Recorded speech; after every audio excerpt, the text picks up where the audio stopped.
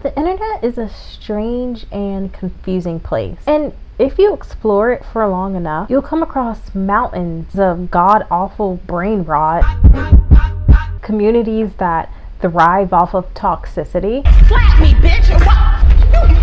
other strange oddities you can't put into words, and memes, like this one. これは鳩ですか? This grammatically incorrect moment was immortalized into a meme in 2011 and taken from an anime series that vaguely reminds me of Knight Rider, Transformers, Gundam, and Terminator.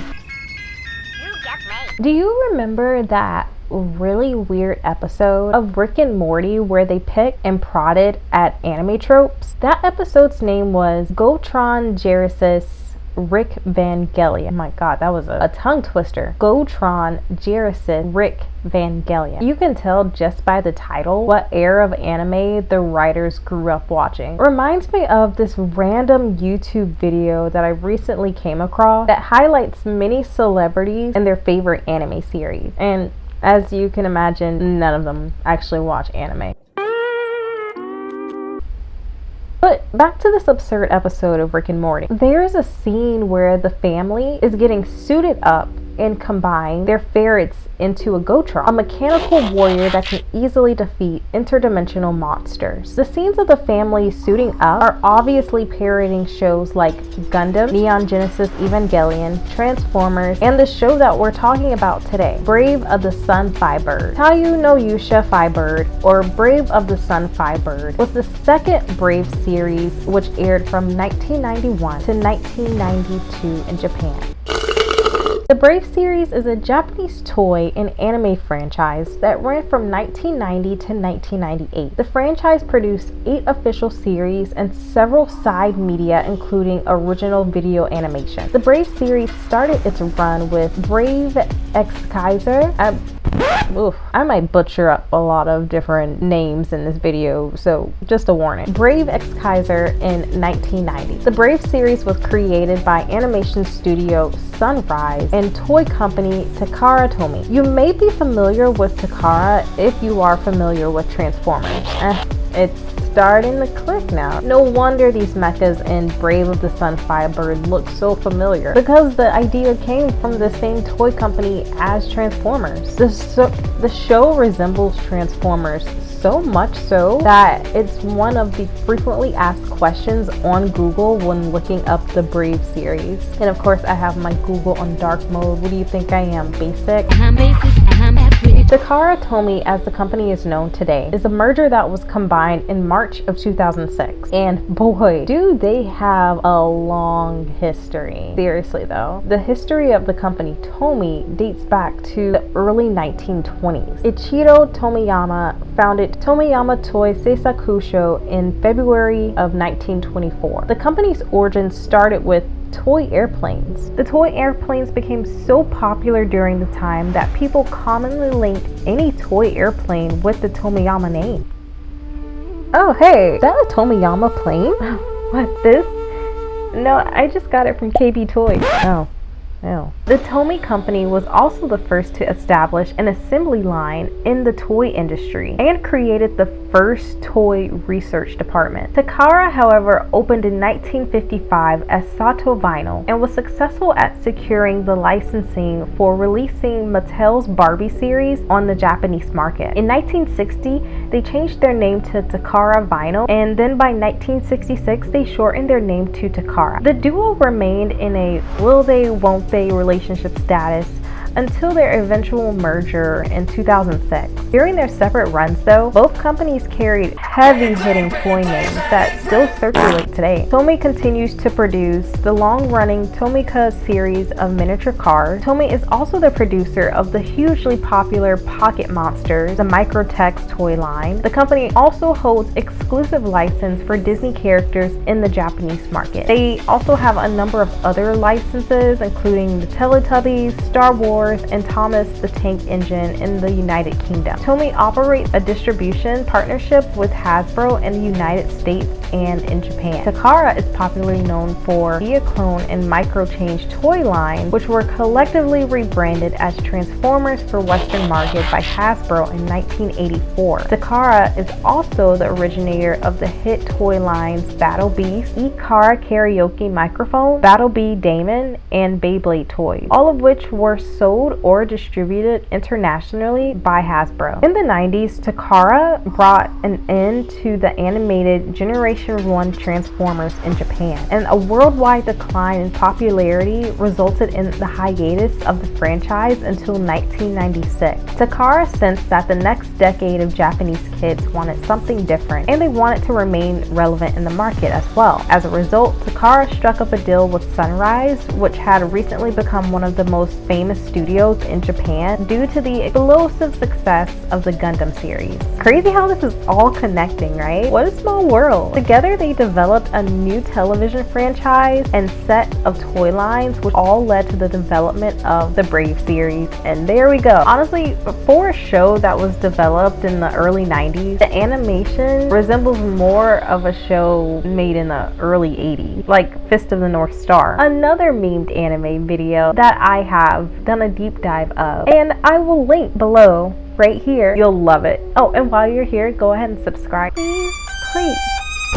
Brave of the Sun Fighbird follows Katori, a socially unaware robot posing as a scientist assistant, and he's also one of the most inconsistently drawn characters I've ever seen. Sometimes when they show him in the series, he resembles a Clark Kent and has blue eyes. Other times he looks like Canada from Akira. And there's another character, a kid who only has a robot and his sisters as friends. Awkward. Hakura, who is mostly there to help the story move along and obsess over Katori, and Hiroshi, their narcissist scientist genius grandfather. What a happy family. The characters are constantly navigating a variety of shenanigans in every episode. Each episode follows a different obstacle that characters must overcome, and battling these unattractive goblin henchmen that keep popping up everywhere. Literally everywhere. Move!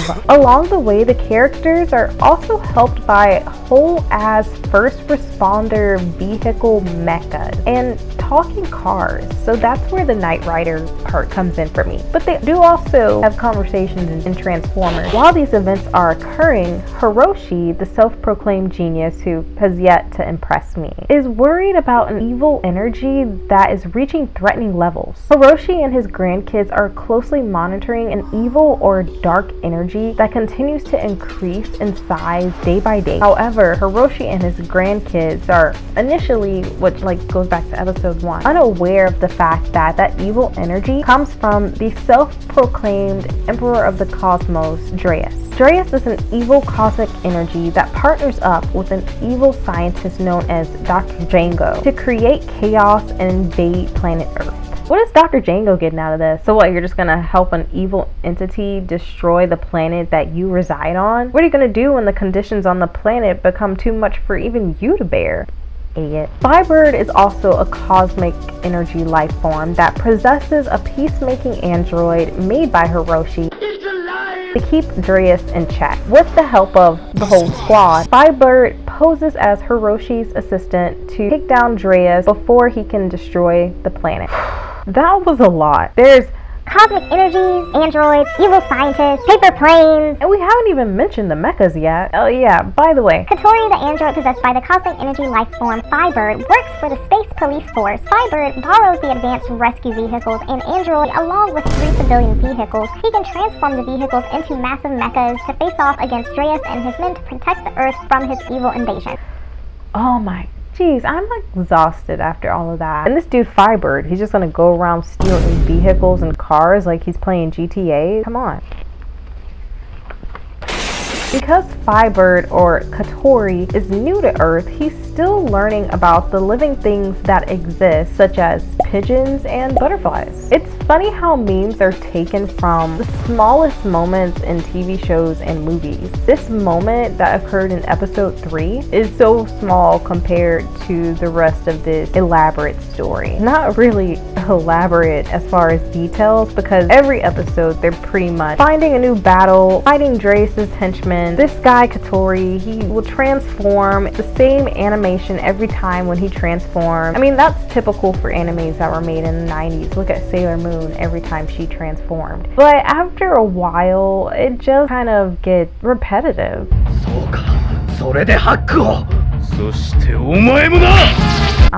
Yeah, you feel like you're gonna know how this story turns out each time. But how many times can you battle the same villain, win, and then the villain comes back? Like, come on. By the way, also, all of this is taking place apparently in 2010. I don't remember too much from 2010 other than Lady Gaga's meat dress and the radio constantly playing California Girl on repeat. California girls were undeniable. California girls, it's plural. The evil energy that continues to grow day by day is measured by machines built by Hiroshi. In fact, he finds the levels of the energy so alarming that he tries to crash a huge science convention to warn everyone. The constant mention of this threat resembles the real-life issues of constant climate change and also to the threats of utilizing nuclear energy. The World Nuclear Association stated that the amount of energy provided by nuclear power will double between 2020 and 2050. There is also a 90% chance of at least 1 year between 2021 to 2025 become the warmest on record. Get ready for that. Talk about hot girl summer, it's gonna be more like blazing girl summer.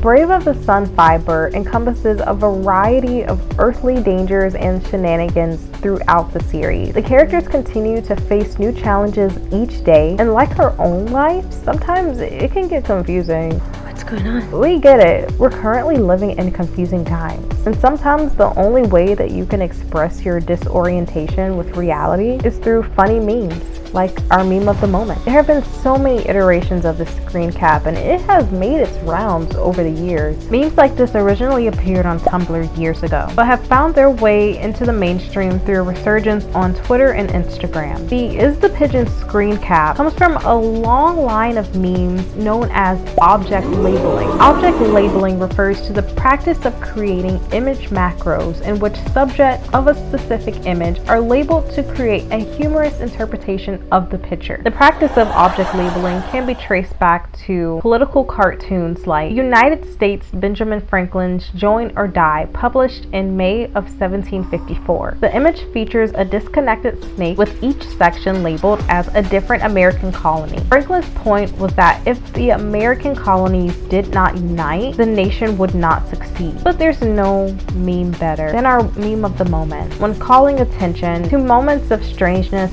or confusion in our world today. Katori shared many moments of confusion, but he didn't let the strange color of the sky stop him from attaining his goal. The intro song of the series starts by making the point on the new surroundings like the autumn sky. I miss when the intro songs were specifically made to fit the show's title in the lyrics. They're not the same today. They're really good today. I love intro songs for animes today. A lot of them are really good, but they have come a long way. The intro song for Brave of a Sun Fighbird is honestly pretty good too. I definitely recommend listening to it in your spare time. It goes a little something like this. Break out!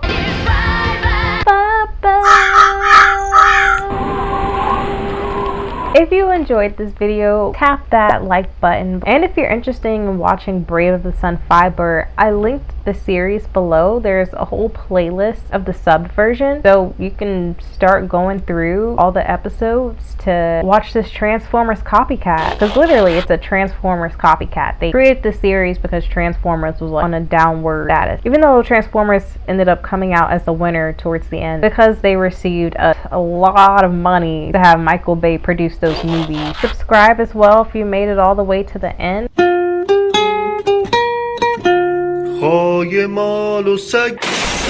God.